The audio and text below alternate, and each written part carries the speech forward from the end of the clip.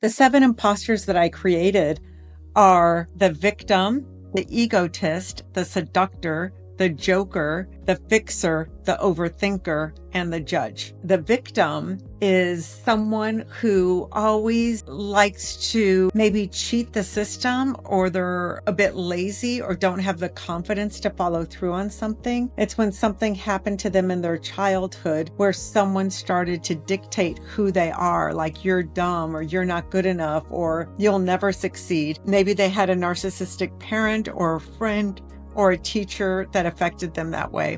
When you're a victim, you could tell when you're always trying to get something from someone else, when you sacrifice a piece of you to please somebody else. And usually that works out wrong because you end up usually being with some sort of narcissist who continues to put you down because that's the energy and vibration you're putting out for them. Then there's the egotist. And the egotist is all about being right. So they cannot listen or hear anyone else's great examples or really be a team player because it's all about I'm right, you're wrong, and everyone else be damned. Yeah, they just really are set in their own ways and love to lead, love to be admired, and love to be in control. And the seductor is someone who always wants to get their way, and seduction is a manipulative way to get it, especially here in Hollywood where I am. I've seen it from both sides, from the producers seducing the actors and the actors trying to seduce the producers or directors for a role. And what they'll do is flirt or compromise who they are just to get ahead. It could be a wonderful trait if you're with someone you love or you're with family or friends. You're really usually fun and outgoing and lively.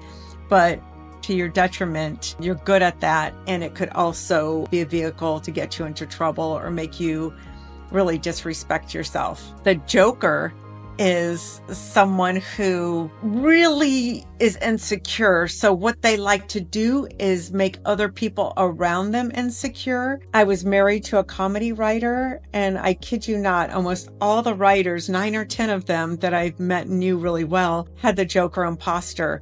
They're very witty, very smart. They like to put you down in subtle ways, and they're just so quick and clever. And it's funny sometimes, yes, but when overused, it really starts to erode the self-esteem of their loved ones or those around them, colleagues, children. So it comes in handy when you're at a party, cocktail party, because you have a great memory and you're very charming and quick-witted. But it could be very hurtful when you use it against those you love, or when you're hating on yourself. So you project and start hating on others because you're really good at it. The fixer is someone who really is afraid of stepping into their own power. So they hide behind other people and other people's success. So they're constantly givers, and I'll do this for you. And sure, no problem. I'll take you to the airport. No problem. I'll babysit your kids. No problem. I'll help you write that and work on this project. But then they start feeling bad about themselves because they're helping everyone else move forward, but not helping themselves. And they don't know how to ask for help either. They get their self-worth and value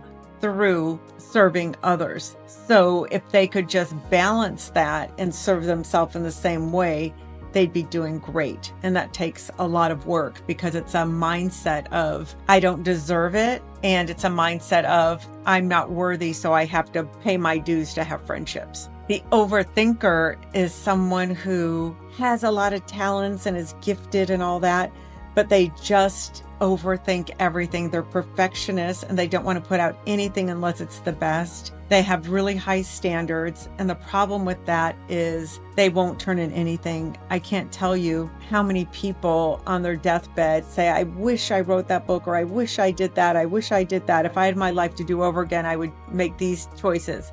And all of those choices really were overthinking. They overthought something. They didn't have time or they didn't value it. But once their life's about to end, they're like, oh my God, I should have done that. And that's the overthinker. So that, I think, is one of the most important imposters, is to really dig deep and say, why aren't I doing this that I really want to do? Or why aren't I making that person happy? Or why aren't I finishing that project? Quit overthinking and just do it. Just put one foot in front of the other, one small task a day, and you'll get there. And the last one is the judge.